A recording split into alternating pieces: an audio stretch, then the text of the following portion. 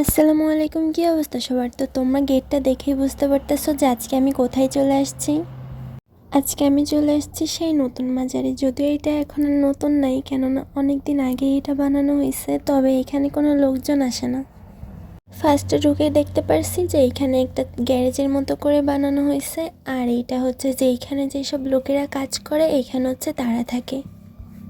এইখানে থেকে তারা এখানে সব কিছু দায়িত্ব পালন করে, দেখাশোনা করে। এইখানে আমি আগে আরও 2বার ভিডিও করছি, তারপর আমি আবার করতেছি, কেননা আমাকে অনেকে কমেন্ট করছে যে আপু তোমার ফোন দিয়ে করা ভিডিওগুলো তুমি ক্যামেরা দিয়ে আবার করো, তাই আমি আবারও চলে আসলাম এখানে ভিডিওটা করতে।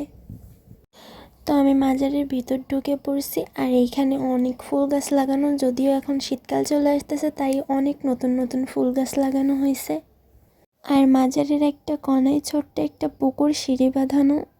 যদিও আমার কাছে পুকুরটা দেখে পুকুর মনে হইতেছিল না, কারণ পুকুরটা একদম গাছপালা দিয়ে ভরে গেছে।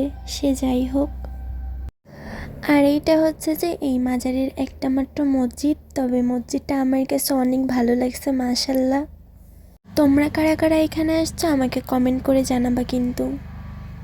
এটা হলো যে মাজারের মসজিদটা একদম পাশাপাশিই ছিল। তারপর চোখ পড়ছে আমার একটা খেজুর গাছের দিক, আর এই খেজুর গাছটা হলো সৌদি আরবের একটা খেজুর গাছ, যেটা সবাই চিনে। এই খোলা জায়গায় এতটা পরিমাণ রোদ ছিল আমি তাকাইতেই পারতেছিলাম না।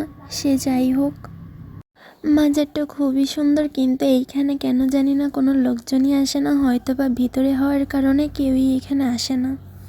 আর তোমরা আমাকে সবাই কমেন্ট করে বলবা যে আমি আর কোথায় কোথায় ভিডিও বানাইতে যাইবো, তো আমি সেইখানেই ভিডিও বানাইতে চলে যাইবো। তো আজকের ভিডিওটা এই পর্যন্তই ছিল। আল্লাহ হাফেজ, ভালো থাকবেন সবাই।